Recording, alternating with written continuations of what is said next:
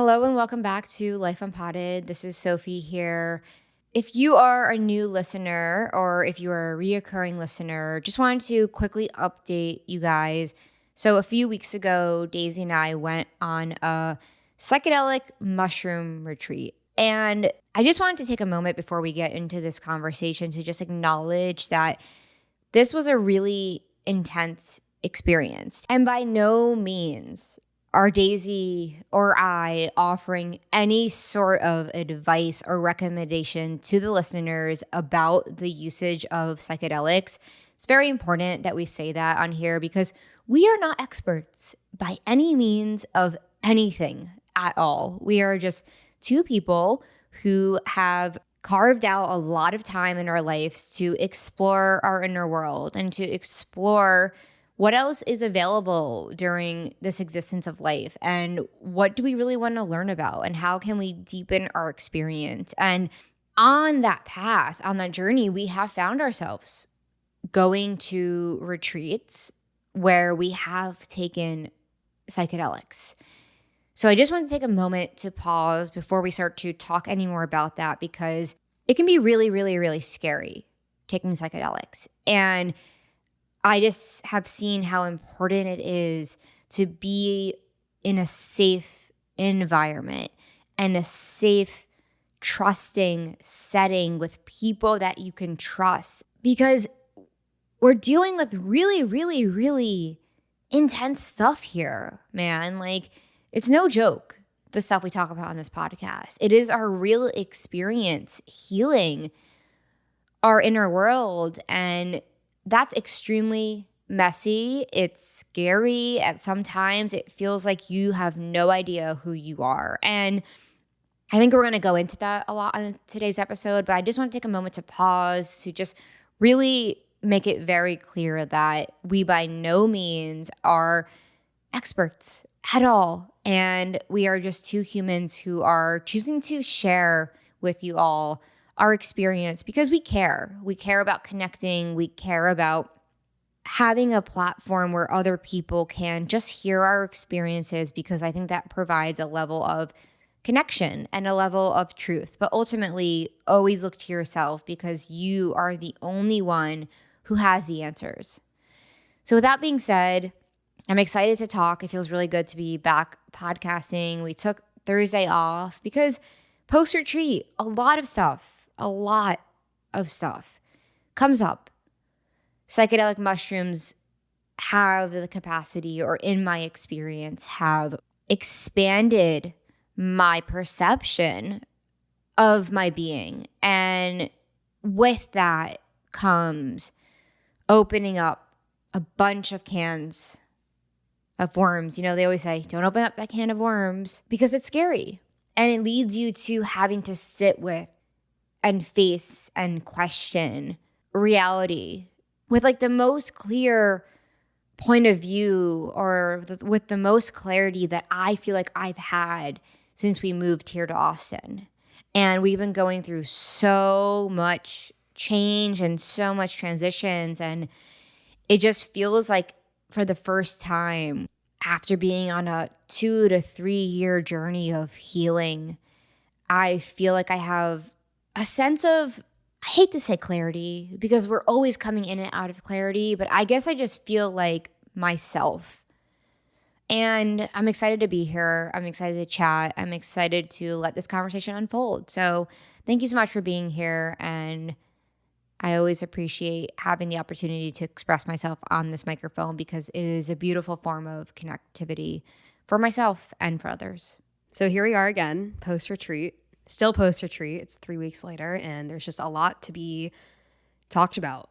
And I think being here and talking about these topics on the podcast, it's only helpful to me when I'm first processing them in my own life and taking like the personal space to figure them out, because this is some heavy stuff. This is like real life stuff. This is like real life healing. So taking off past last Thursday was so important. And like the anxiety that both of us were like, should we do it? And I'm like, yeah, because it's so important to reevaluate things in life. And I feel like it's so easy to get on one track and just head down and forget why you're even doing it. But the stress and the anxiety of failing just keeps pulling you back in. So you just keep doing things and you don't question things in your life. And I feel like this is what was happening to me. I mean, after moving somewhere 8 months later, leaving your job, trying to create something of your own, still in a somewhat new relationship, having gone through a lot of stuff in the relationship, good time to go to retreat after all that, because it's so important for us to look at the decisions we're making, to look at the risks that we're taking, and to really look at the lives that we're living, because we always have the choice to change our life. And I think of when we planned to move to Austin and then we did it. We had an idea that we just had to make a change. So we did it. And a lot of that change was just really difficult. It was one of the most difficult moves of my life. And I've moved a lot.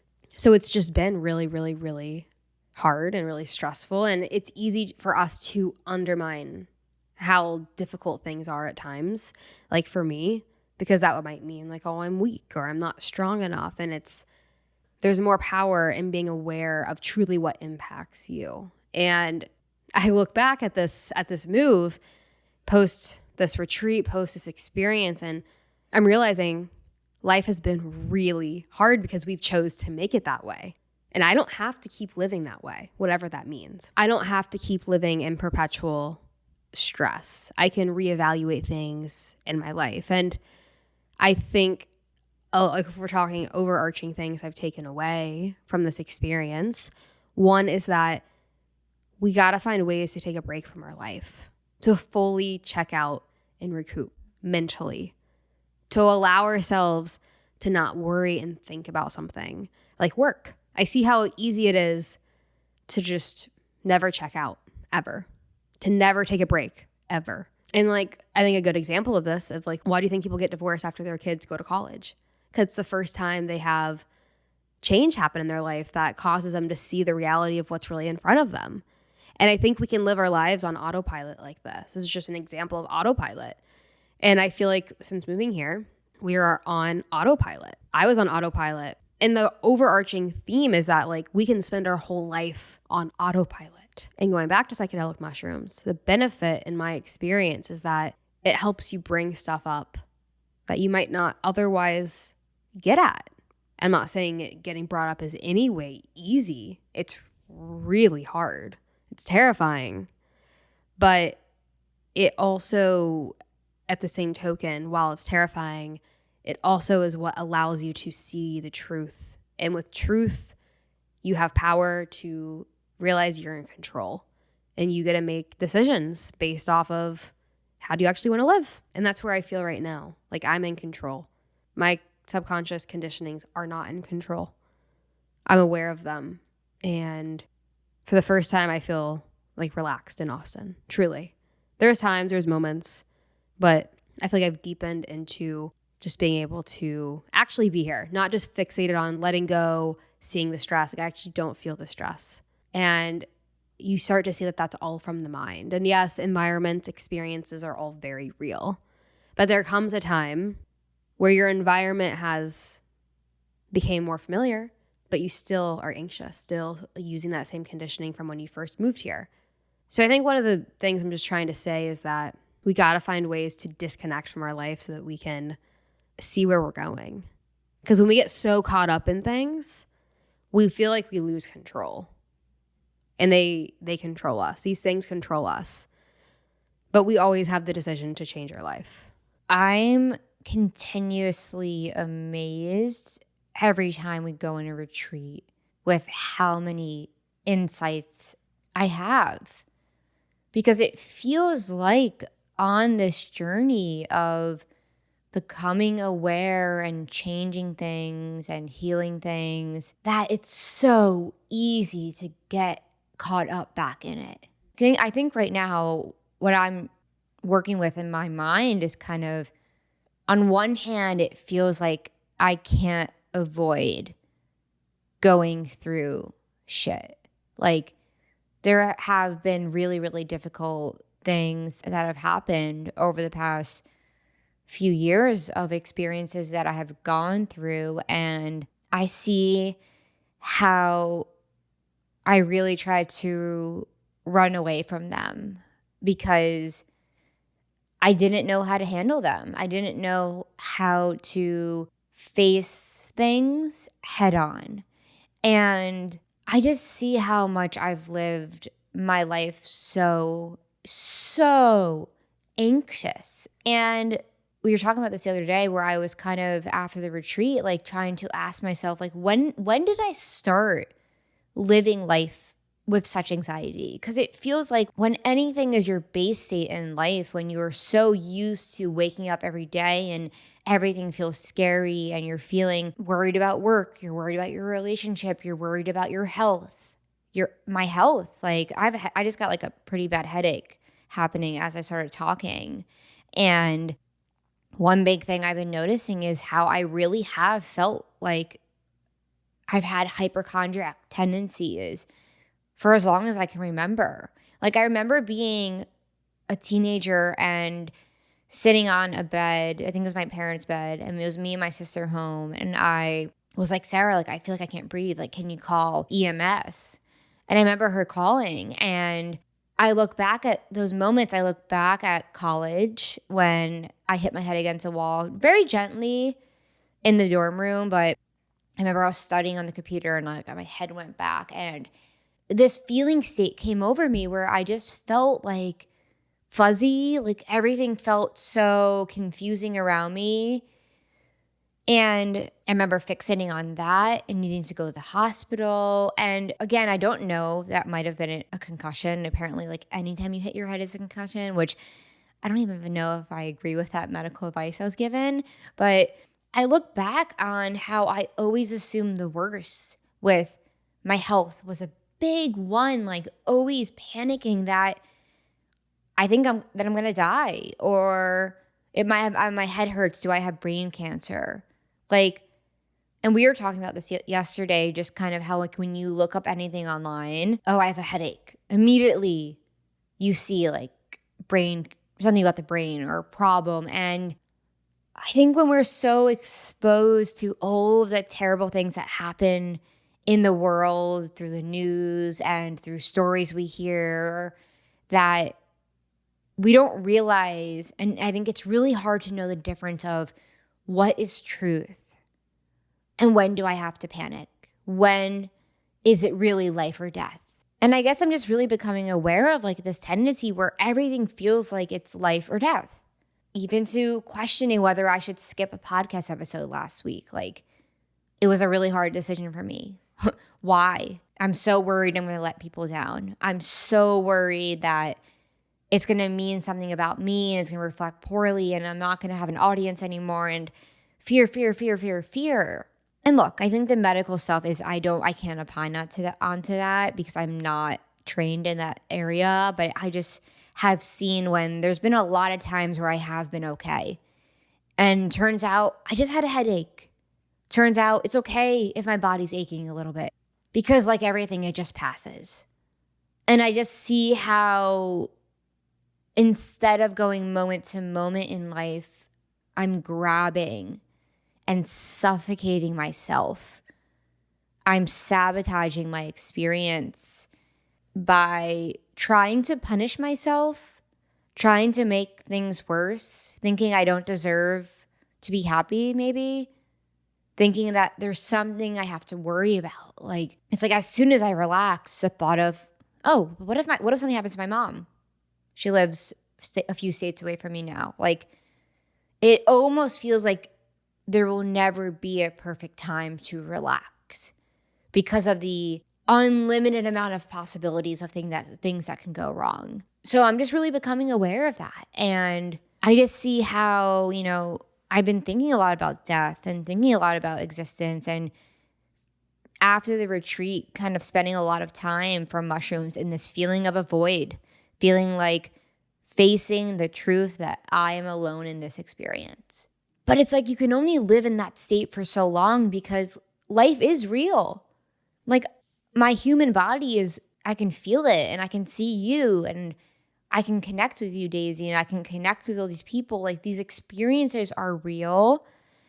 And I think that it can be really confusing when we recognize, like, whoa, we're all going to die and I'm just floating in space and I'm made up of carbons and atoms and everything's energy. And when you have such an extreme experience, like a psychedelic experience, to kind of realize, oh, all those things that I once took for granted, I can actually now find comfort in knowing that they are real. And yes, I don't know what will happen tomorrow, but that doesn't mean that I can't trust myself to let go and relax, to know that I will be able to handle it no matter how things unfold. And I can let my guard down and I can feel relaxed and safe. And I think feeling safe has been something I have struggled to feel for a long time while dealing with really, really intense emotions that I've been processing from past experiences.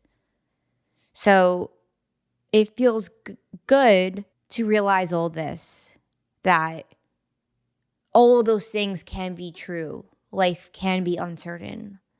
Life can be unknown. Life can be painful. But I can still choose to enjoy it. And the only person who gets in the way of that is myself, which is a really hard thing to accept. That why would I try to ruin my own life? Subconsciously, unknowingly. Doesn't really make any sense. Well, I've been listening to Gabor Mate a lot recently, and I hope I said his name right, but he's the guy who wrote The Myth of Normal. He's been working for like 60, 70, he's 80 years old. So he's been around, he's done a lot of research on trauma, childhood trauma, adult trauma, all of this information. And I was listening to a podcast with him recently, and it seems like a lot of his answers always go back to your conditionings. Your conditionings may have told you that you're not safe, even though that defies all logic. And he's trained as a family physician. And that one of the things I really appreciate about his work is that he really sheds light on the reality of how emotions impact our physical health. And like that's something that is missing in the medical world, is the acknowledgement that emotions cause a lot of disease, a lot of pain. Like there's no separation between our emotional health and our physical health. They're both one. And he's a doctor that recognizes that.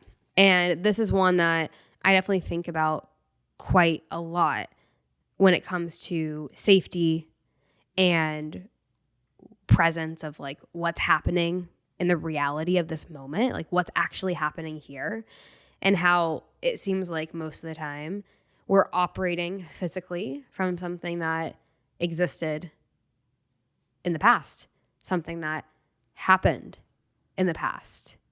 And it can feel really conflicting to get our body here to this moment when we haven't processed past experiences that might have us feeling physically anxious. We might not understand why we feel anxious, so we start to then think. We think. And then there is a problem. We've created a problem here. And I'm by no means an expert on this. I guess I'm just talking from like my own personal experience of like the amount of times I think of someone coming over I love to like give me a hug, and how like I want to like hug them back, but like my body feels like stressed or anxious because your body holds so much. Your nervous system is dysregulated. And that's something that I'm still trying to figure out, because it's really hard to feel safe when your body feels really stressed. Even if your stress isn't coming from this moment, it can be really confusing. And this is where processing is so important. And going back to the psychedelic experience that I had, it helps you process things. It helps you remember things. And it's almost like, what does the word process even mean? In my mind, it means to be told that something that is happening to you is not your fault, in that it's going to go away. It's not going to last forever. It's making sense of a stressful situation that has happened to you. It's intervention with something that is painful or stressful or uncomfortable. So it's the point of processing, I think, in my opinion, is to avoid internalization, where a stressful event, instead of it being something that just happened to you, it becomes who you are. That's my understanding of it. I know you just looked up the definition. Did you find anything good? Didn't really like anything I saw, but it feels like my life has been void of processing, which is interesting because it's like, in a way, I think we're always processing things. Like our brain is always having input and output. But I see how so often, like when I'm stressed and when I'm anxious, I'm in a state of resistance. So I'm not physically relaxed enough to let the processing happen. And I see how in my own experiences that my default way of operating was to avoid the processing of hard experiences, because I never knew really, or, it's interesting because after this retreat, I've been having a lot of experiences of really feeling emotions. And when I say really feeling emotions, I mean in the fetal position, hysterically crying, and not feeling like nothing else exists. Like nothing else in that moment exists. And feeling feelings that feel like death or the void or emptiness, or it almost feels like a pit of darkness that I don't know who I am in those moments. And I think those experiences have been really the two experiences I had after the retreat of emotions coming up, and I just let myself kind of sink into them, sink into the experience coming in.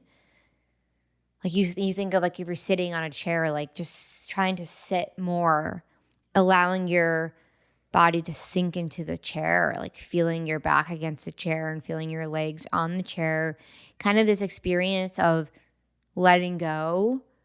But I guess my default way of operating feels like my default way of responding to an experience that was really hard was to just avoid it, completely avoid it. Oh, I'm fine. I don't want to talk about it. That didn't really happen. Kind of like what you're saying about moving now and now realizing, oh, that was really, really hard. But the interesting thing of why going in, I couldn't even comprehend that maybe that was going to be hard. So going back to these experiences I've been having of processing really, really intense emotions, it just has really shown me what it means to go through something, like actually go through it. And a lot of times it's not pretty, it's not fun, it's scary as hell, it feels awful in the moment. And I don't know if there's any way to say that it doesn't feel awful to process pain, because I think I'm finally understanding that pain is painful. And maybe for some time I really, we do say like we can't have beauty without pain. And while all of that is true, I think it's important to simply acknowledge the truth that difficult experiences in life are difficult. It is not easy to have to heal from experiences that we didn't ask to go through. That being born into this world, we're born into a family and we're dealt certain situations and we go to school and we're around people and we get hurt. And sometimes we get hurt really, really, really bad. And sometimes we're so hurt that we don't know we're hurt. So I think I'm facing and learning what it means to be honest with myself about what has unfolded, the situations that I have gone through, in an effort to, I don't even know where, with no goal. Because I'm not trying to say that those things didn't happen. I'm not trying to find a life where my life's perfect and I'm free of those experiences. And I'm just Sophie with a perfect life and never gone through any difficulty with anything. Because to me, at this point where I'm at right now, that just feels like a lie. And it just feels like the point I'm at right now is needing to really acknowledge the truth.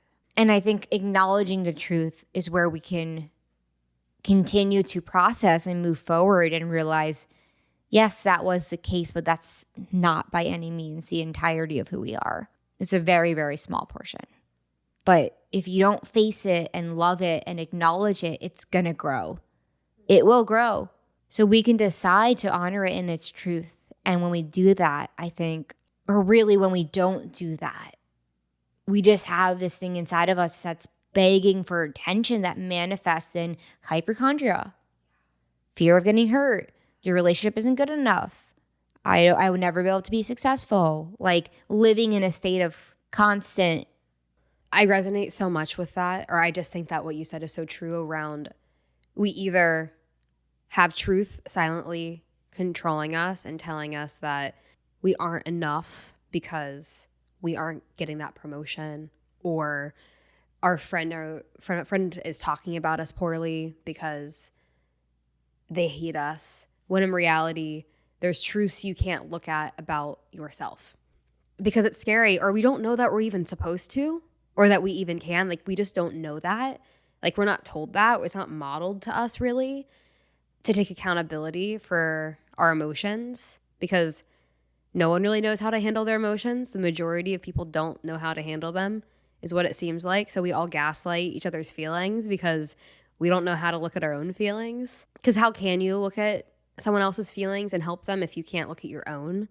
That's like the definition of like resentment right there. It's like, I'm going to help you, but who's helping me? I can't even help myself.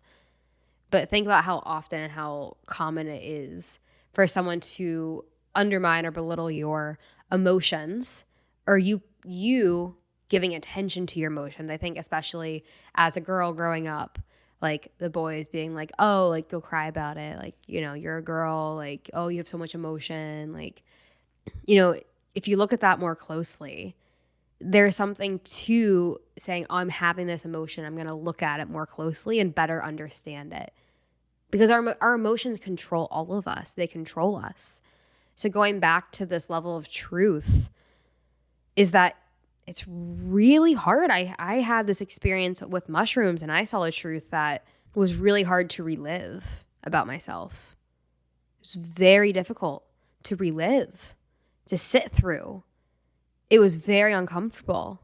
Like, it's some of the biggest pain I've ever been in because you're sitting through the truth of this pain that maybe you've experienced in the past, but you didn't have the awareness that you have in this moment, to where your body and your mind are both experiencing it and seeing it for what it is. And that is really hard to do. That's processing, is reliving an experience with the awareness.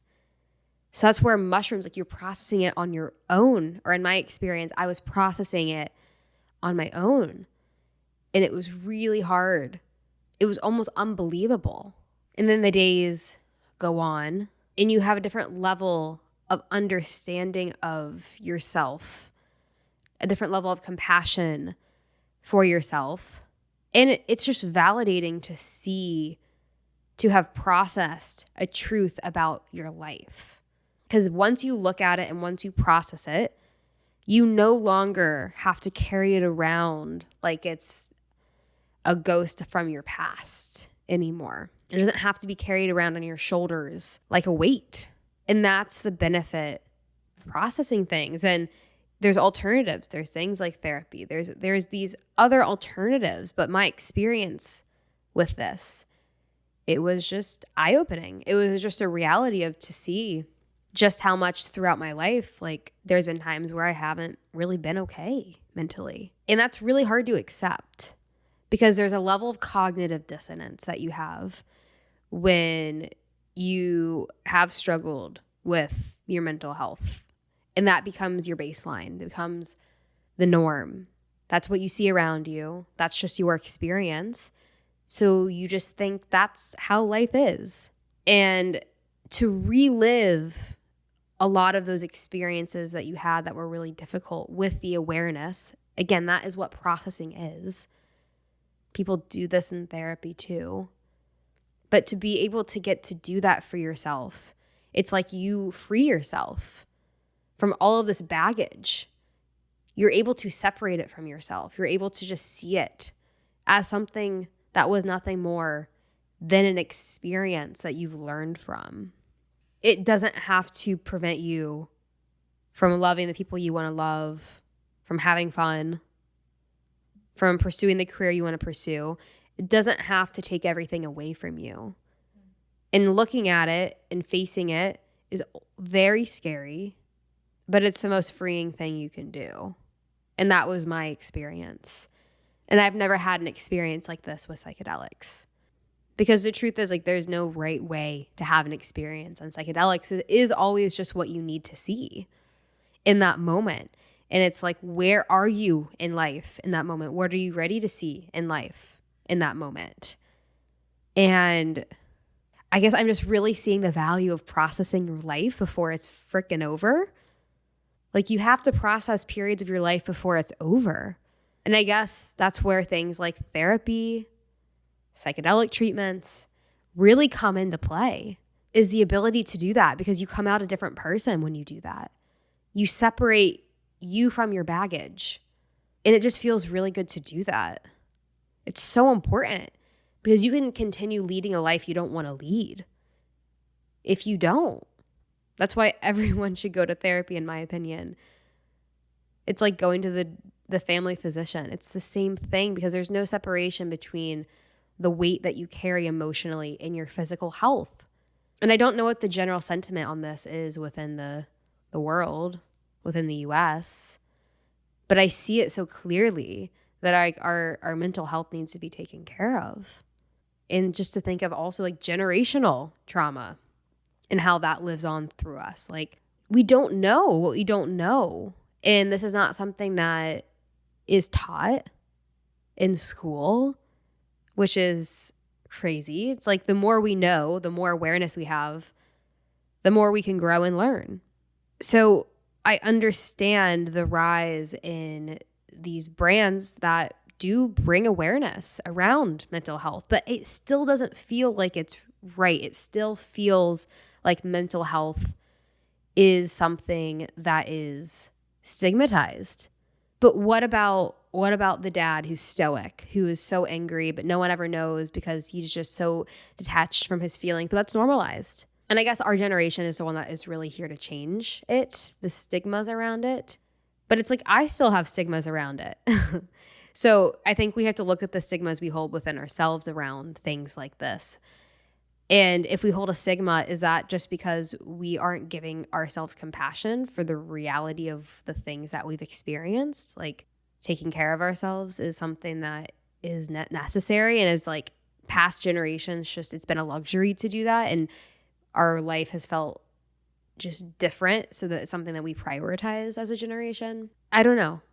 I think that's a topic to keep talking about. But overall, it's just this need to process, for everyone to have the space to process their life, because how are you supposed to grow if you can't process your life, if you don't have the space to do that? And you can create that space for yourself too. And I hope that people feel like they can process listening to this podcast, because the reality is things aren't always accessible.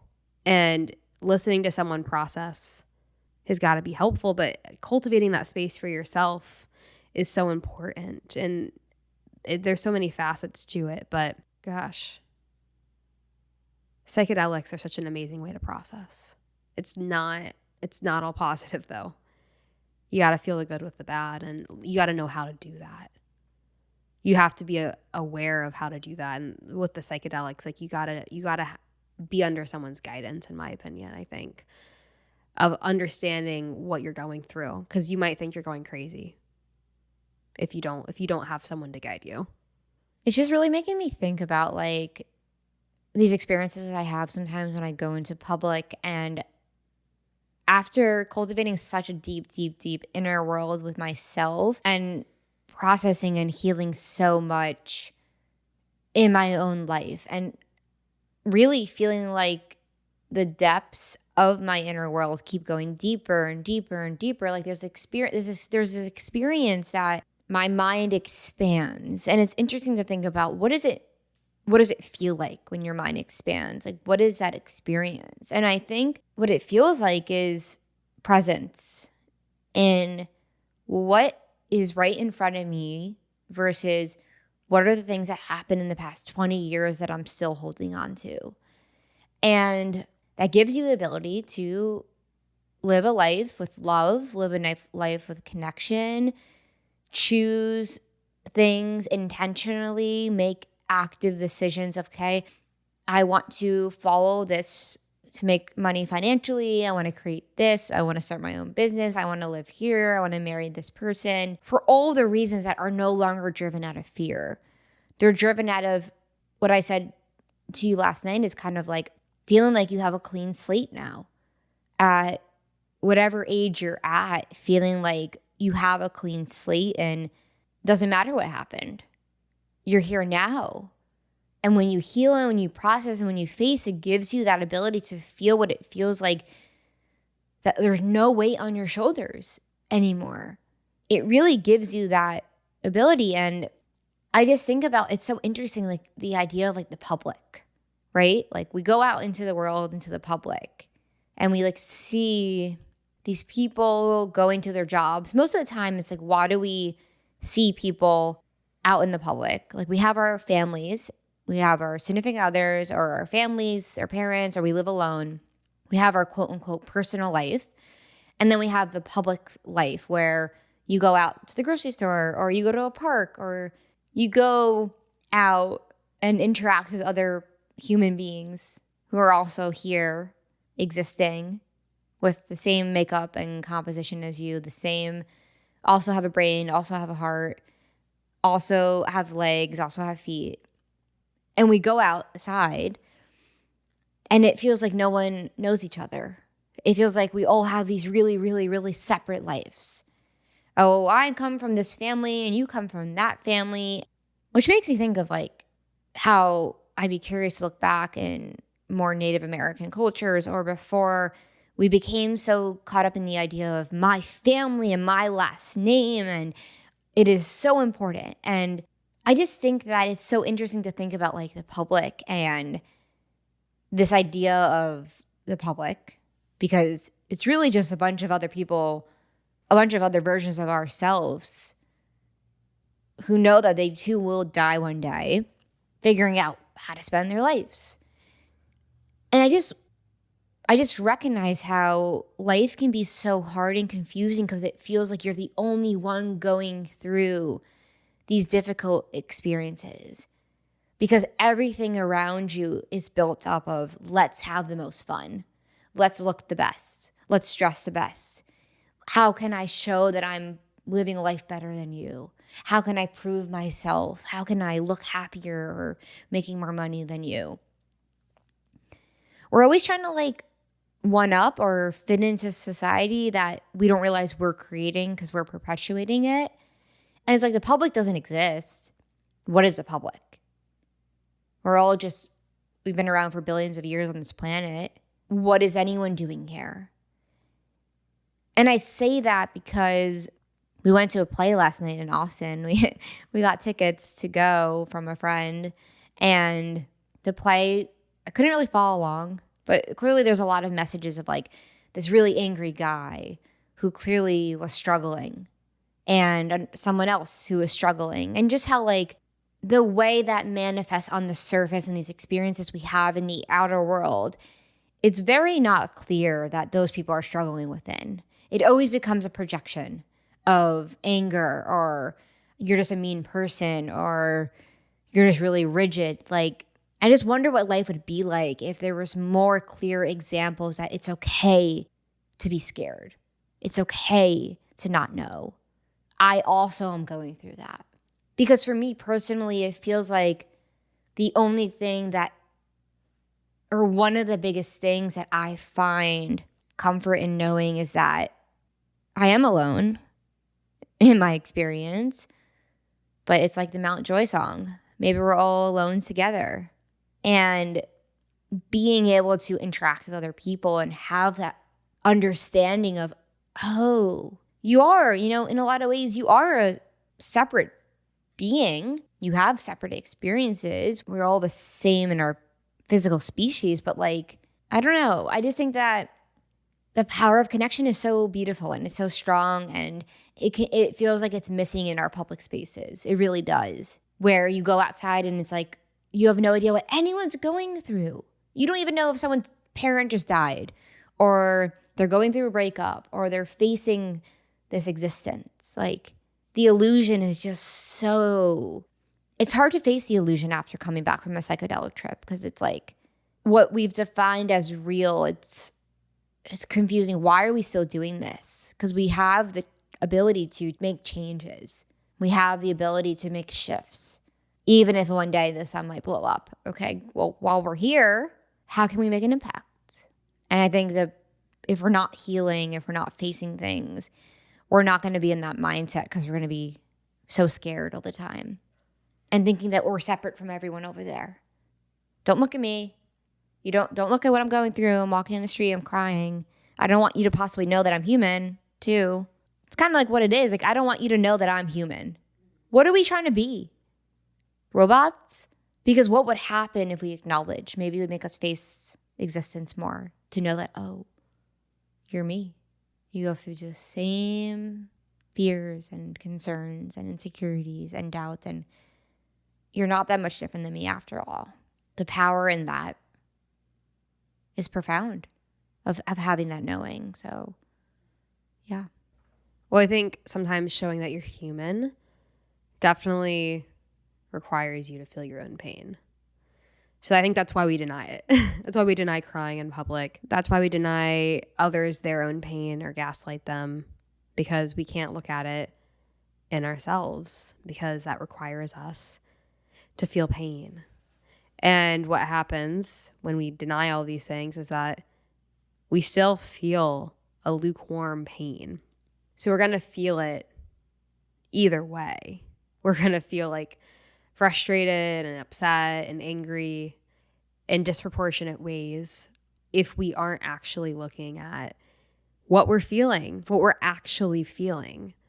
And it is something that is crazy to think that we haven't learned how to do on a global basis, on a global front, the ability for everyone to just come, I don't want to say come together because that sounds too idealistic, but everyone to just come to themselves and accept. And the reality is like, you have to have safety to do that. And I just wonder how many people feel like they don't live in safety. Even if they do live in safety, how many feel like they don't? And I think it's interesting to talk on this podcast about these topics, because for me, it's even easy for me to gaslight myself and to think that these topics don't matter, when me even having that thought arise is just a reminder that it's not taking this seriously that's working against me.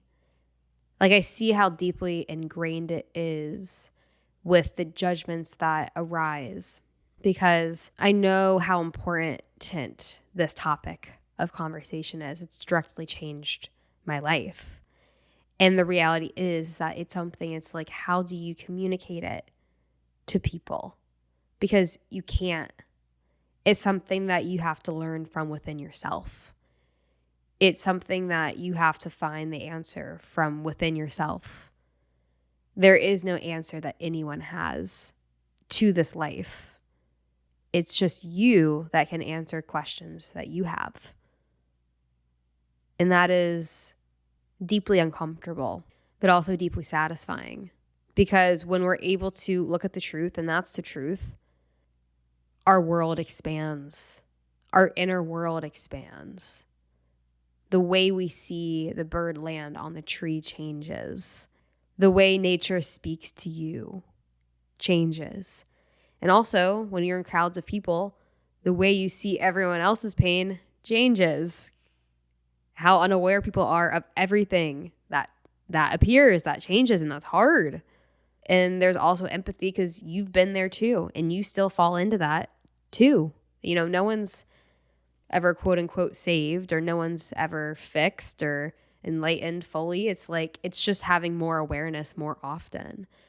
And to have that awareness, you have to keep facing the truth over and over and over and over again. You have to keep processing over and over and over and over again. And it's like a new way of living life. It's taking accountability for all the feelings and all the pain that you've had in your life. And like, that doesn't sound very appealing, you know, like that's not going to be a good title for a self-help book. Like, keep feeling the pain and feel better. Like, it's, I guess the closest thing that like I've seen put into a book is like within Buddhism are these lessons. But even like, you can't fully look to that. That was just one person or many people. I don't know much about the history of it being written, but that was just people trying to have a guiding light. But ultimately, and that's very helpful, but ultimately, like, it comes back to you, what works for you and what doesn't. And that doesn't mean that you can't look to others as a resource, but it's like you can't look to anyone as a resource too much, because no one knows anything. And like, that's something that you just always have to remember. Like, no one knows more than you. And if someone thinks they do or acts like they do, they definitely don't. Sure, someone might know about the Roman Empire falling more than you, but that doesn't inherently state your value less than them. Like, maybe someone makes you want to believe because of that, because they're so insecure. So when you zoom out to look at existence, it's like, well, no one can actually know more than you. They can have more theories, or they can have theories that they believe in. But ultimately, it's just the acceptance that no one knows is where I find the most peace. Because if I can recognize that, I can recognize that my value is innate, and I don't need to find anything. I don't need to achieve anything. I don't need to look a certain way. I don't need to feel a certain way to have my value.